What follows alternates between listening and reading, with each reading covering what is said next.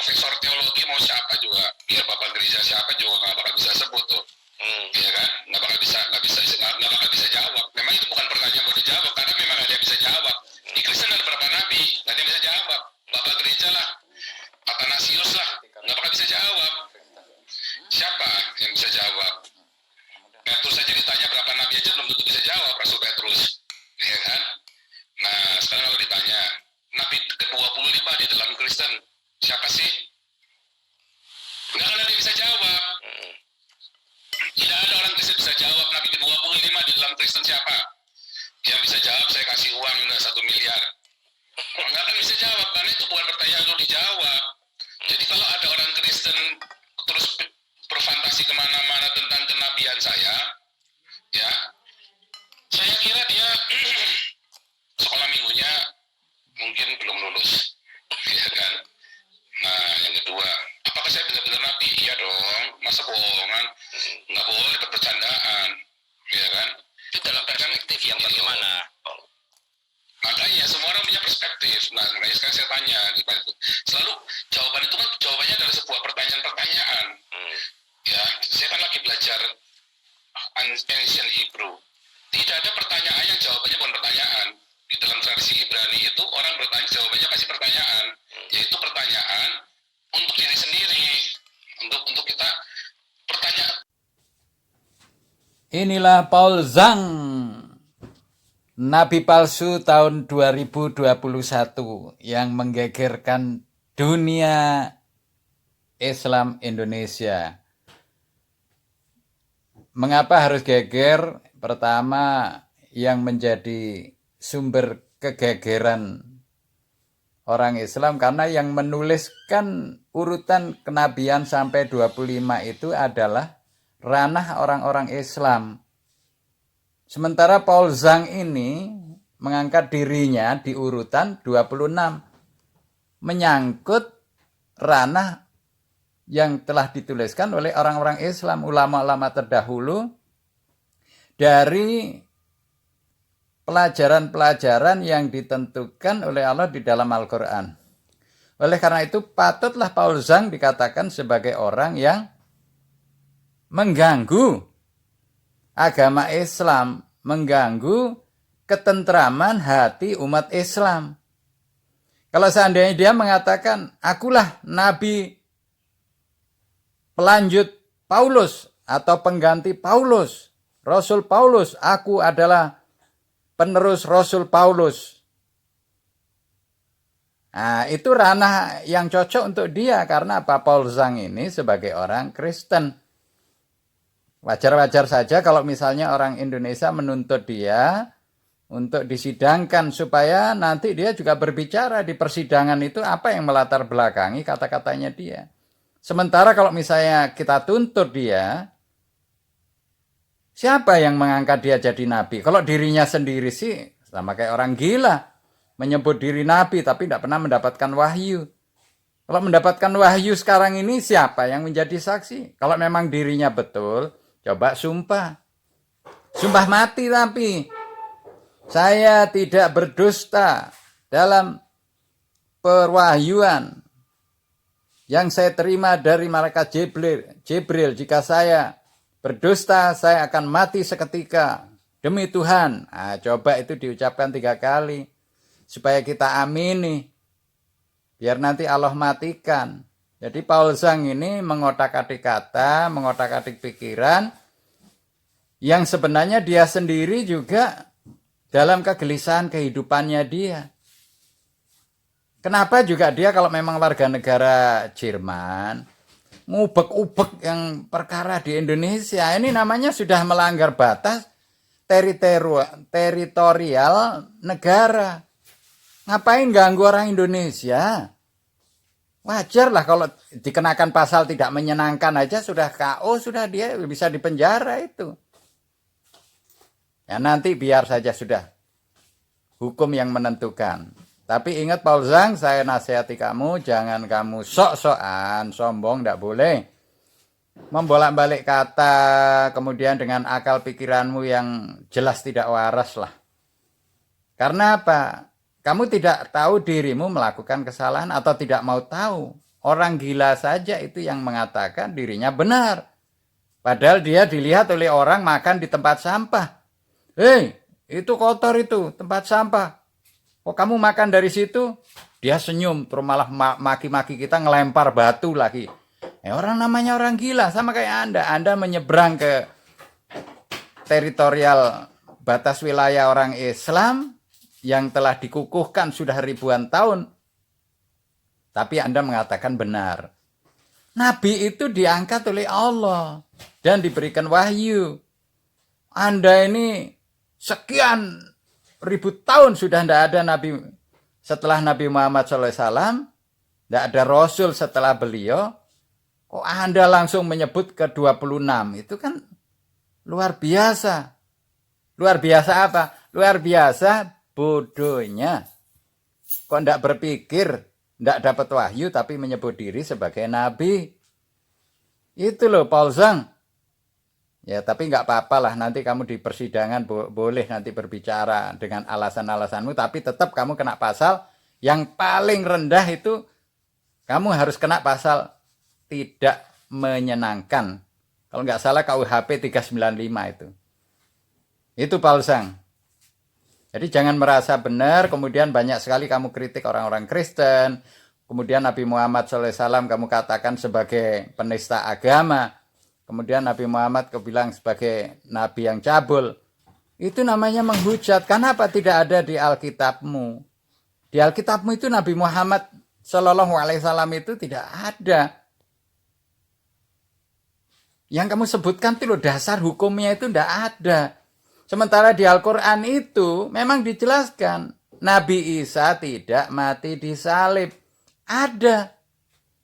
Kemudian Nabi Muhammad SAW itu menikahi Siti Aisyah, di Al-Quran juga tidak ada. Itu ya adanya di hadis.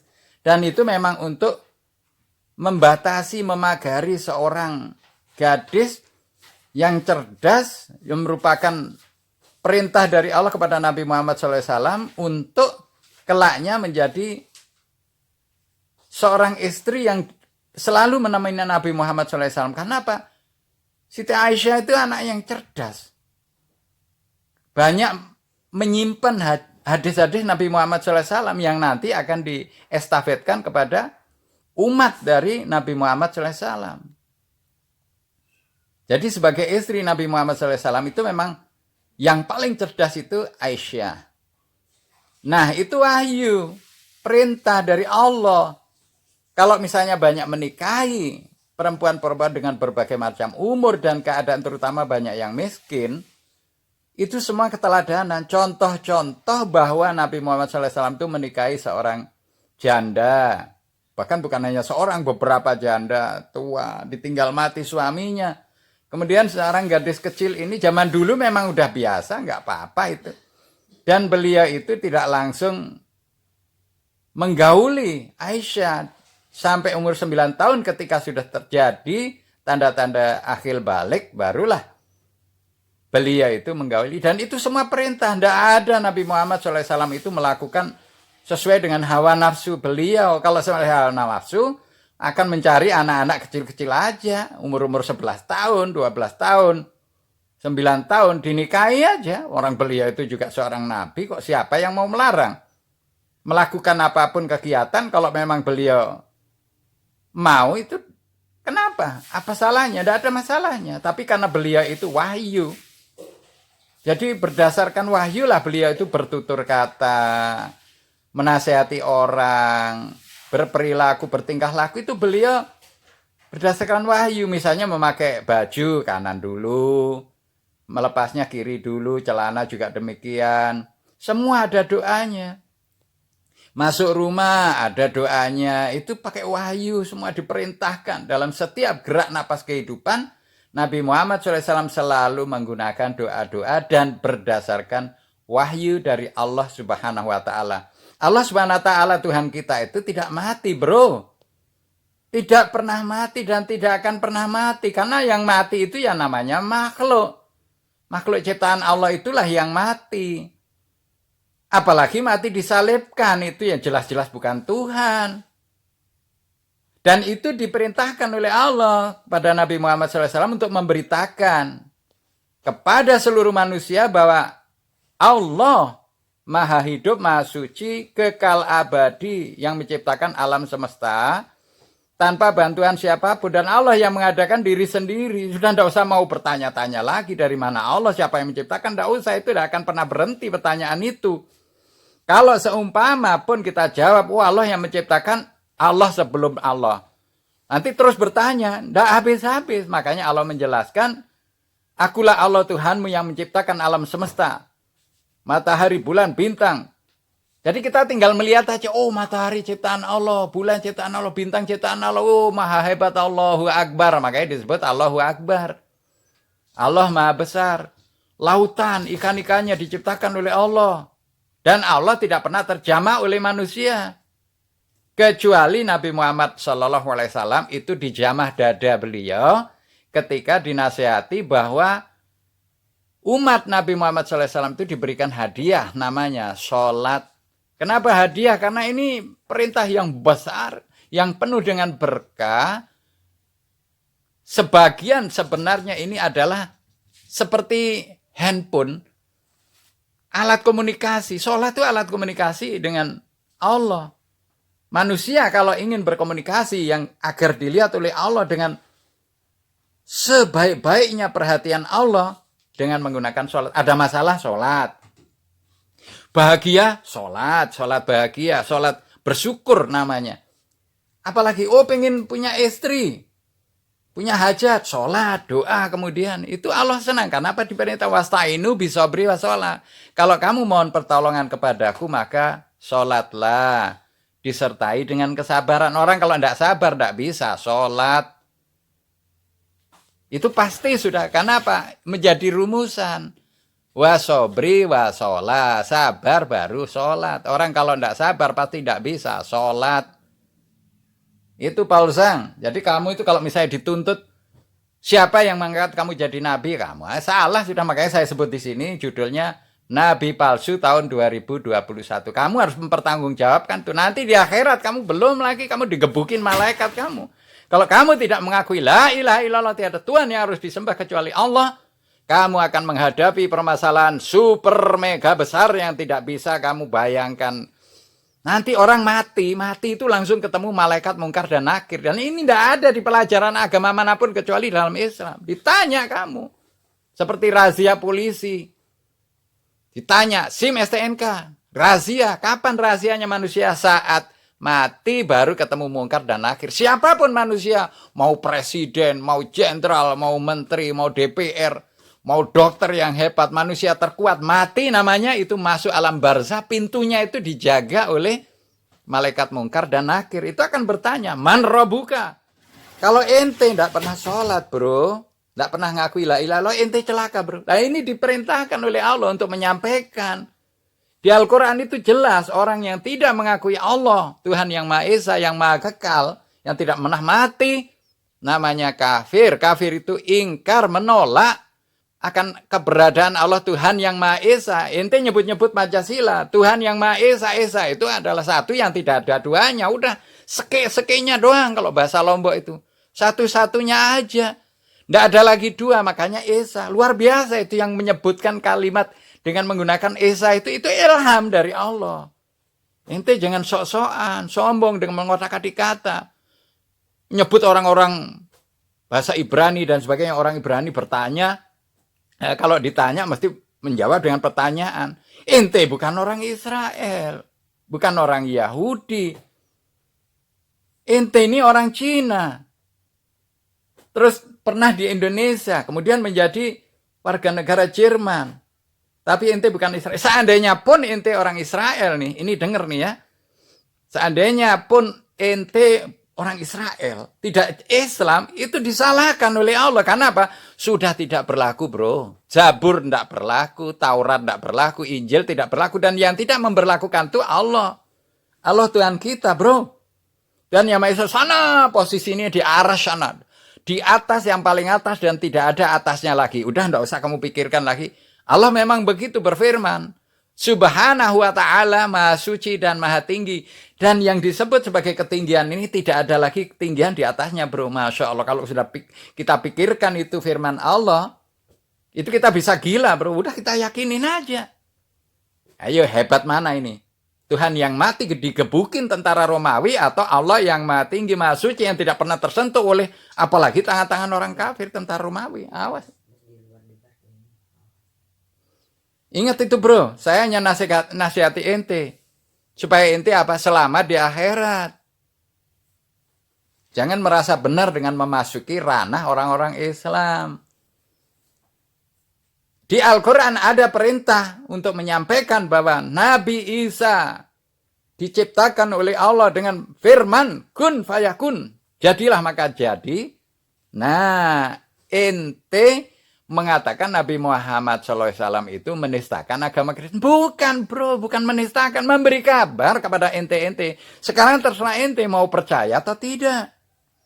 Bahwa Allah tidak mati. Nabi Isa juga tidak mati. Nabi Isa itu diangkat sebelum tentara Romawi memasuki wilayah gua tempat persembunyian Nabi Isa bersama sahabat-sahabat beliau.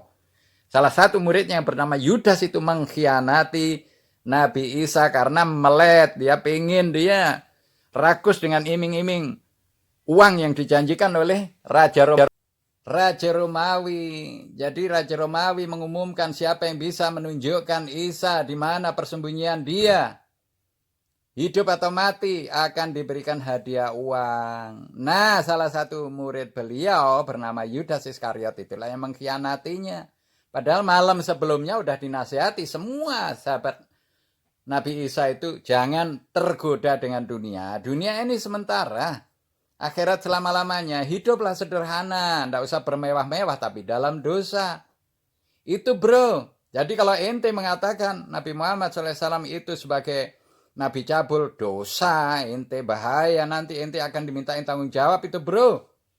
Bahaya, karena Nabi Muhammad SAW itu seandainya memilih wanita yang paling cantik siapapun itu, ndak usah 1.000 bisa, kenapa? Semua wanita itu mencintai beliau, kenapa? Disayangi oleh beliau. Ditunjukkan jalan ke surga, akhlak-akhlak yang luhur mulia itu diajar sampai wanita itu dimuliakan dengan pernikahan, bro. Sekarang ini di negeri barat ini yang katanya itu beragama Kristen, itu berapa orang, berapa persen yang menikah, bro? Aku ini sering bergaul sama mereka. Prinsip mereka apa? Don't be married and be happy. Ini, bro, ini seri pertama ini, bro. Nanti ada seri kedua lagi, nasihat khusus untuk ente. Mumpung kita masih bisa saling menasehatkan, bro. Kalau udah mati, bro, nggak ada bisa saling menasehati lagi, oke? Tunggu, bro, dan dengarkan baik-baik ini nasihat ini. Sebelum saya mati, sebelum ente mati.